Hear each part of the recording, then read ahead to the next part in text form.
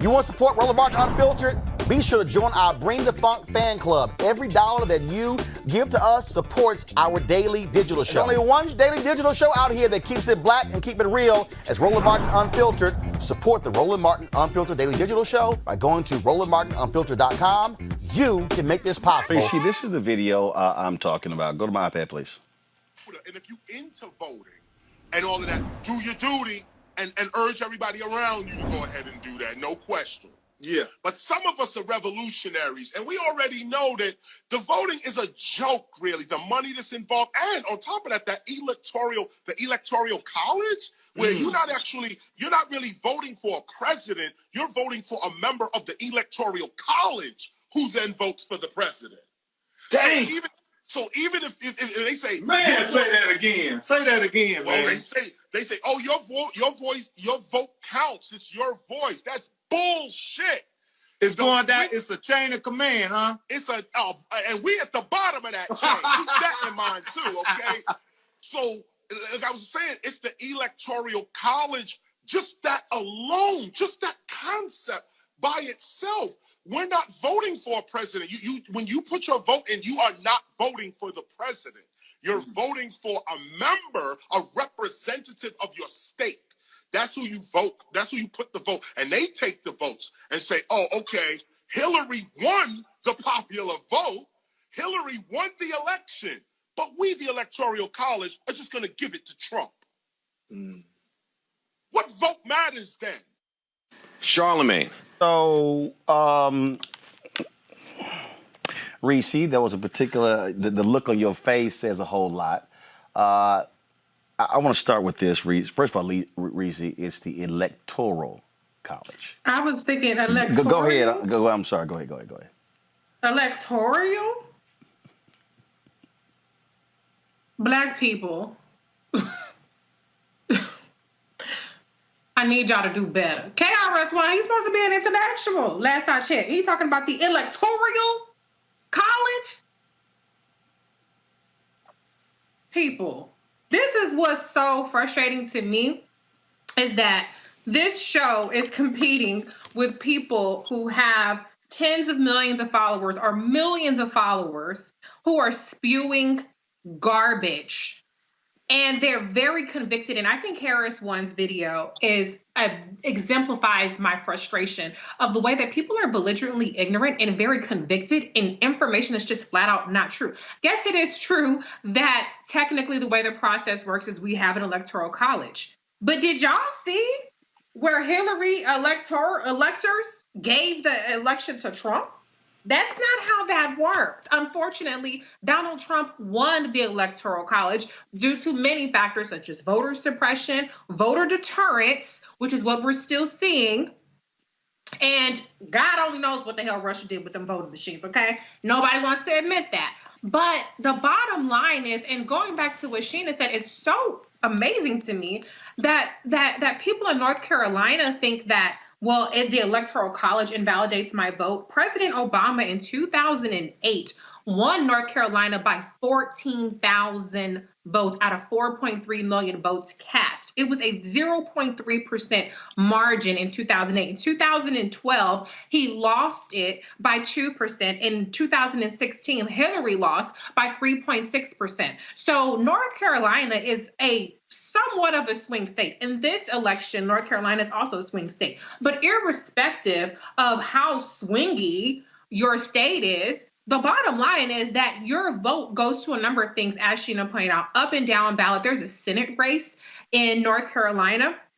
We need to reclaim the Senate in order to get anything done. And unfortunately, some of the incumbents in places like Michigan and Tina Smith is, I believe, in Wisconsin or Missouri or one of those states, I forget. They're running a little too close for comfort. And then Doug Jones. They're running very close in Minnesota, in Michigan. Yeah. Look, and they're in North Carolina. 5 African Americans are running statewide, including a black woman for the Chief Justice. Yes. In fact, if Democrats actually, this is shocking, Democrats in North Carolina actually can sweep all of the state Supreme Court seats.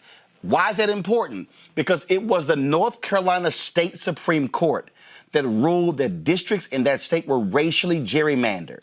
So even though the Supreme Court had their decision on political gerrymandering, the reason why people like Repairs of the Breach, Democracy in North Carolina, NAACP, Moral Mondays were so effective is because the courts played a role. Those are elected positions. And so, again, I'm sitting here and I'm like, we're revolutionaries. And I'm going, okay, you're not the only revolutionaries, but the problem is when it's like that stuff is constantly going out, that causes the disaffected person to say, oh, man, I might as well go ahead and just chill. I don't need to do all that.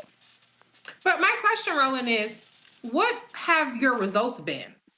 Because I haven't seen any results from the Twitterati, from these influencers and things like that. Every single result has to translate into legislative action. That's how this country works, a legislative or executive action.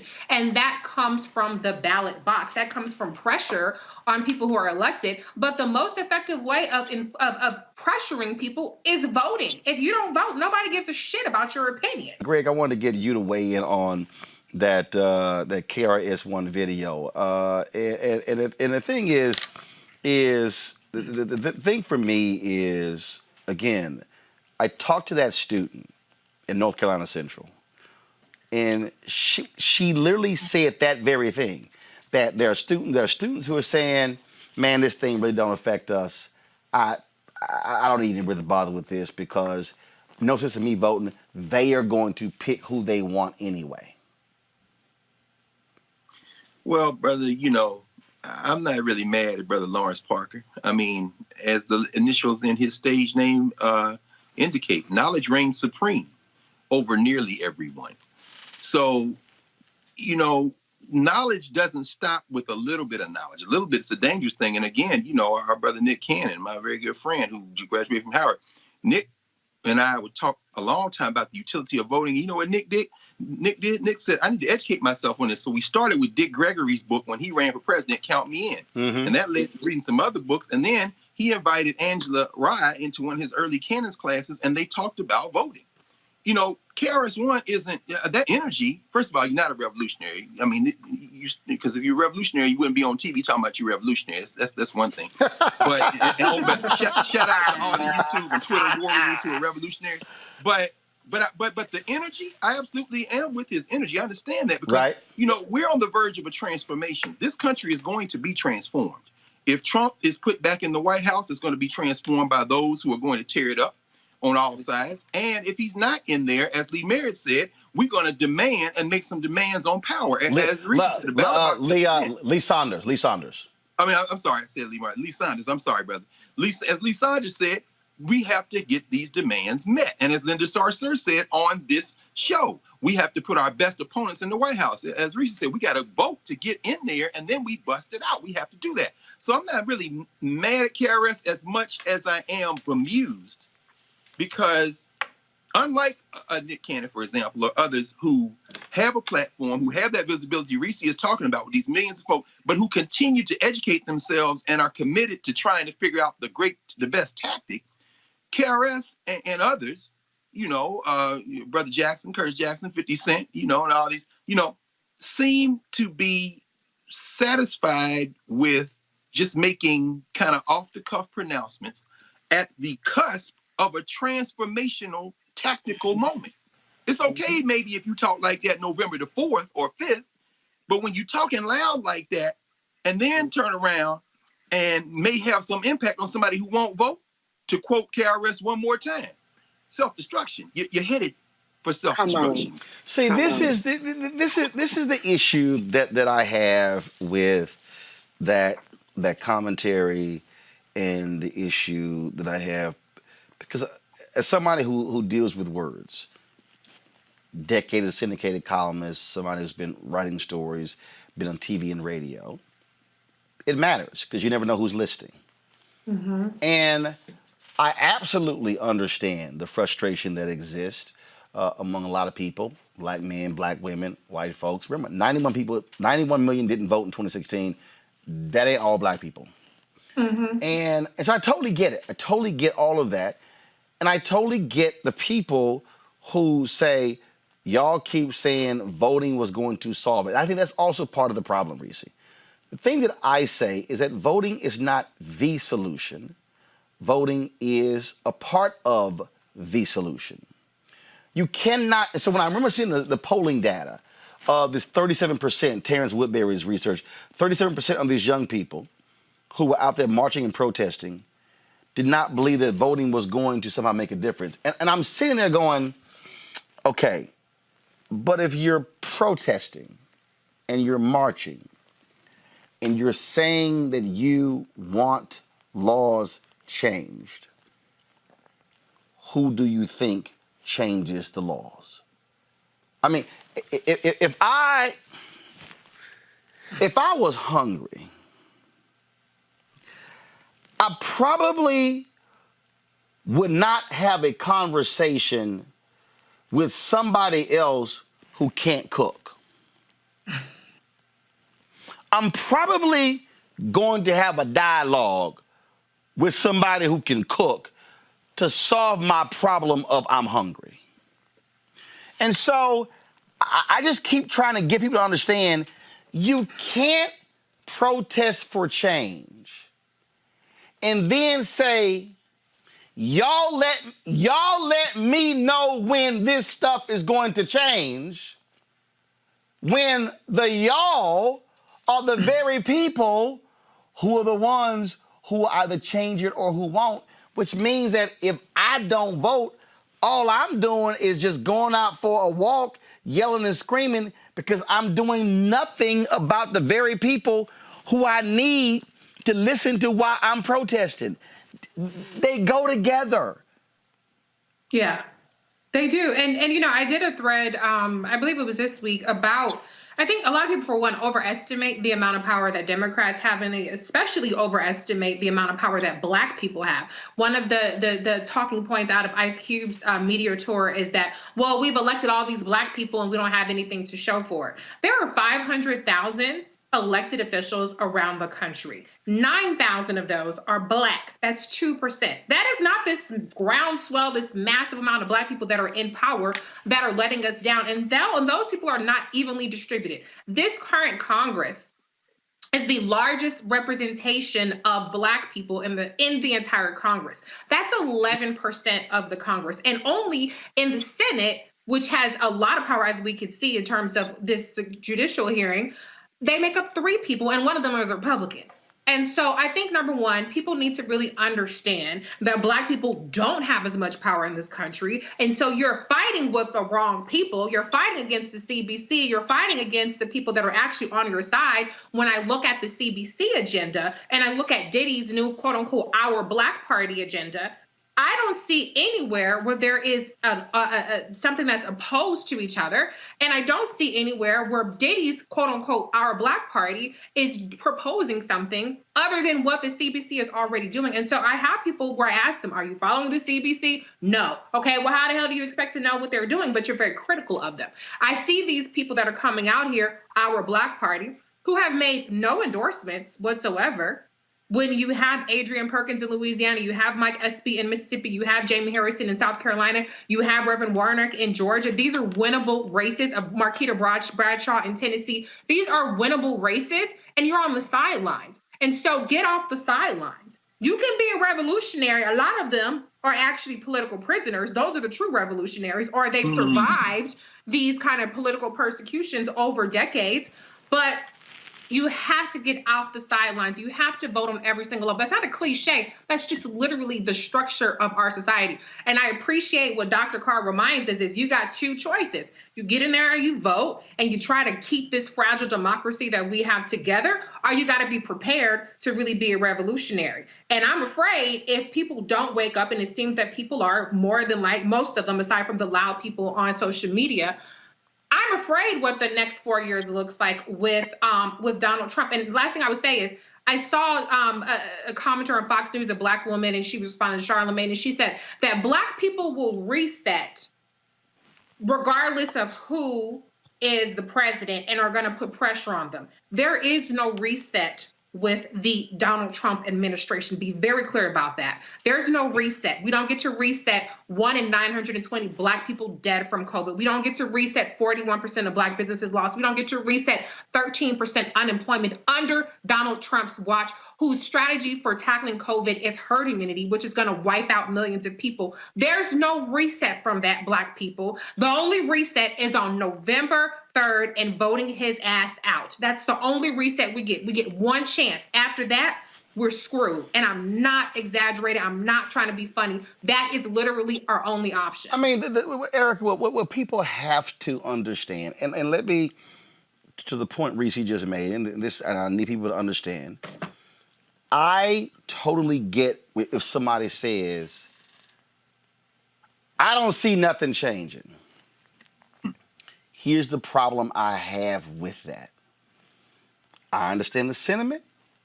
I understand the anger. But the reality is this here. If your ass is Black and you get to walk into a restaurant, actually something did change. Mm-hmm.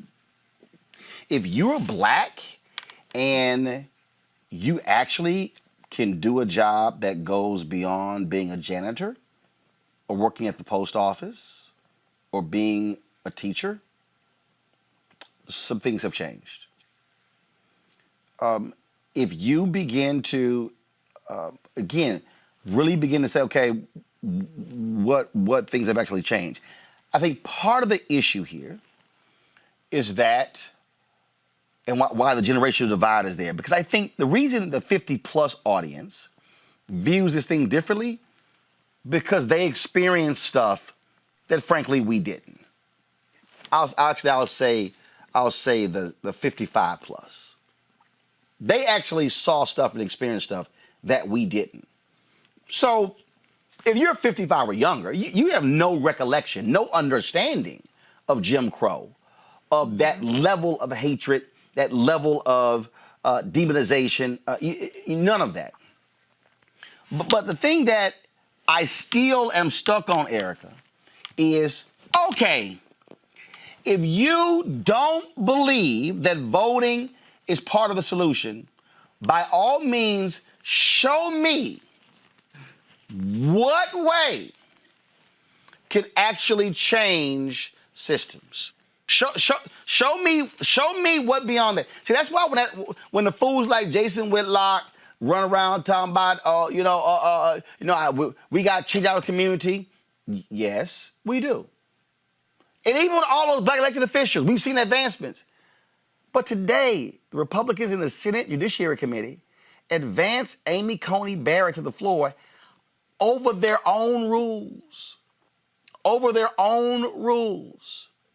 And so, people, even when we have Black elected officials, if you still haven't changed the judicial system, and then you still ain't changed the money system, it's only so much they can do. And that, to me, Erica, is what I think people have to understand. We are chipping away at a system that was never designed for any of us, not only to vote, not only to be in the system wasn't even designed for the four of us to be able to have this conversation right here, Erica. No, not at all. And I'm just thinking about sitting here that, my parents were a part of segregation. So I am literally one generation removed from segregation. So that the belief that we are not impacted by actions around voting is a false, and it is a silly thought as well. We had this kind of conversation a few weeks ago, and I remember saying 3 weeks ago that this vote was a life or death vote. I think this was a fucking life or death vote, to quote myself, is exactly what I said 3 weeks ago on this program. And that has not changed. To think about, in 2016, we had people who have large platforms, entertainers, artists, intellectuals, that said, just pay attention to what's happening down ballot. And now here we are 4 years later. We have a pandemic that is out of control. We have the son of a Klansman who was installed by Russian interference, prancing around saying that him having COVID is really a blessing from God, while 220,000 people lie dead. He's skipping and dancing over their graves. We have people that are in economic crisis. We just had Mayor Perkins talk about people who now don't have hotel vouchers and have to go back to a parish where we don't know if they have utilities. We don't know what the food situation is, that they're in a food apartheid situation. And we still have our vote actively being suppressed by Republicans who really are trying to shut out folks through a pandemic, through economic crisis, through housing crisis. So to say that it is not the duty and the responsibility of every American, no matter what they feel about politics, to actually participate in this election is actually an endorsement for Donald John Trump Jr., who, with $1 billion in debt, who continues to be the emoluments president, who continues to spout his COVID, and we don't know if he still has COVID. We don't know if he's taken another test, who continues to go to state after state, city after city, throwing masks, spewing violence, that continues to stoke the Proud Boys, that this president is the person that they want to see remain in power for 4 years, then what they're saying is that they're really wanting to hand over their cell phone and all of the freedoms that they experience in the virtual world, because we see that with folks who are dictators in places like China and abroad in other places. So I think that for people not to believe, the younger generation 18 to 44, whomever is being swayed by people who are going on Instagram Live and talking about things that they really don't have any full knowledge of, is really silly. And it really is an endorsement for a person that wants nothing more than to make sure that he locks down this country for him and for the regime that's been installed as well. All right, folks, back to our Roland Martin Unfiltered video in just one moment.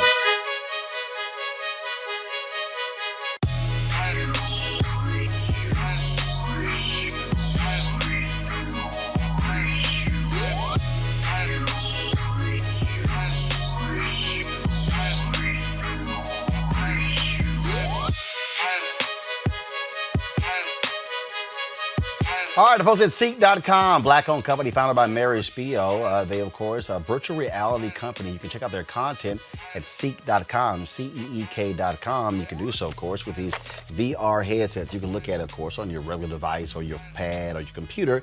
But if you want to experience being in the room, you can use this headset right here.